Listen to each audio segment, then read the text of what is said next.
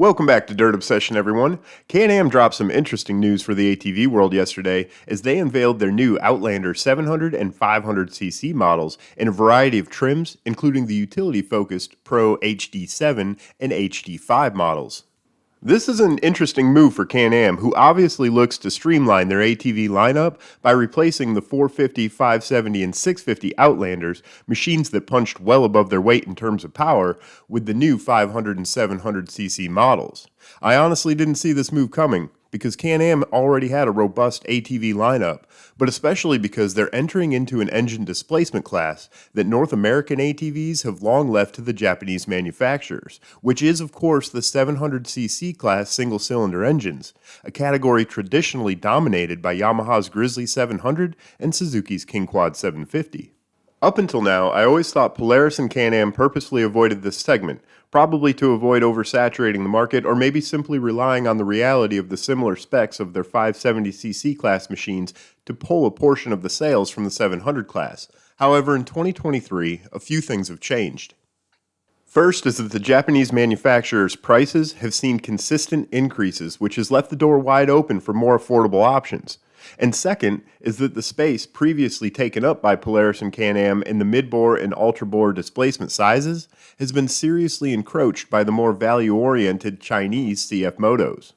CanAm has been pushing for years to become the sales leader in ATVs, with their most significant competition in total sales coming from Polaris, Honda, and Yamaha. And while CanAm has absolutely had the most robust lineup with the greatest range of displacement options and packages available, it's still very rare to find a huge assortment of the ATV options they've had available in any one dealership. More often, you'll see a handful of mid-bores and a sprinkling of ultra-premium options like the Outlander XTP or Renegade XMR. This means that getting the exact displacement size and package you've wanted from CanAm has meant ordering from a dealer and waiting an unspecified amount of time for your machine to arrive. Time will tell if CanAm's new Outlanders will be more readily available, but their availability will absolutely directly determine their actual impact on the market. Still, it's interesting to see CanAm offer mid-displacement single-cylinder ATVs that directly compete with Yamaha's Grizzly 700 and Suzuki's KingQaud 750. The Grizzly 700 and KingQaud 750 have always been some of our favorite ATVs because we like the balance of power, weight, and handling that big single-cylinder ATVs provide, so the new Outlanders are definitely right up our alley. But love it or hate it, this is the new reality of CanAm's Outlander lineup. So first up, let's look at some of the specs of the new machines. The new Outlander 700 features an all-new rear-facing 650cc single-cylinder engine that claims 50 horsepower and 41 foot-pounds of torque. The rear-facing single is a design Arctic Cat incorporated into the Altera 600 in 2022, and the greatest benefit of the rear-facing design is that it limits the impact of heat transfer to the rider. The Outlander 500, which is simply the same detuned 650 single with different cams and ECU programming, has 40 horsepower and 37 foot-pounds of torque, which puts both the 700 and 500cc engines right up at the top of their class in terms of power.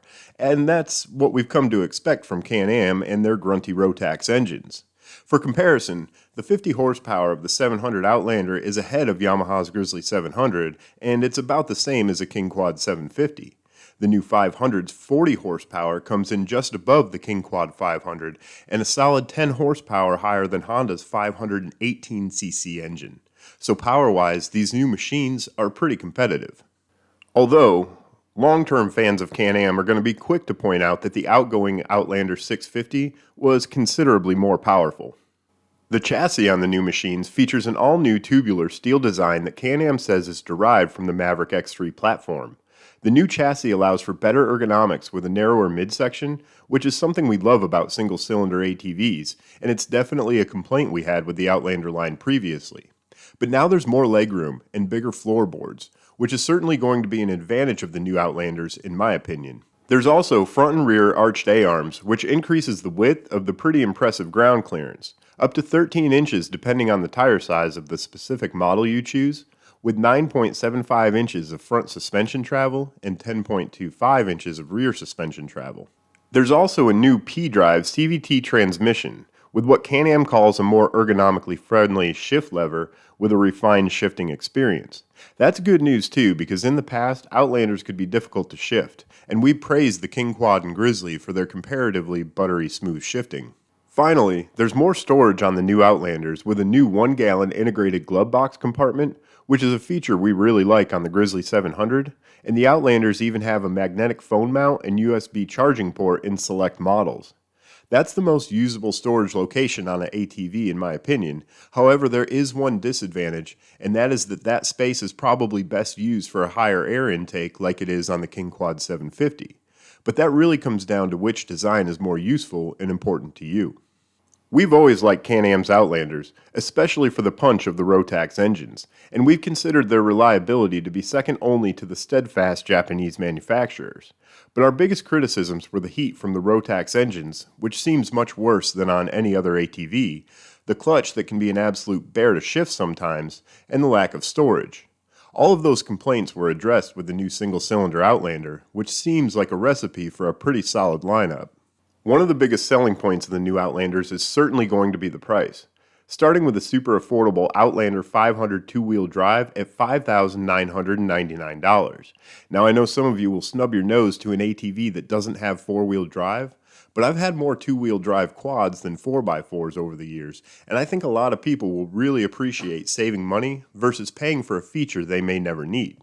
That said, you can still get an Outlander 500 with the Visco-Lock auto-locking front diff for $6,999 and add dynamic power steering and the cell phone holder with USB charger to the glove box for $7,999. The 700 Outlander starts at $7,799 without DPS or $8,799 with DPS. Those are excellent starting prices for what is sure to be a very competent and capable work or trail machine, and in true CanAm form, there's a variety of package options as well as premium models, including the XT, XMR, the Max DPS, and the Max XT trims. Now I know some of the hardcore ATV enthusiasts were disappointed in not seeing something more performance-oriented enter the market, but I'm glad to see a manufacturer bring truly affordable options to the table. And all things considered, I think the new Outlanders are positioned to offer some of the best value on the ATV market. But what do you think about the new Outlanders? Is this a step forward or backwards for CanAm? Let us know what you think in the comments, and we'll see you next time, right here on Dirt Obsession.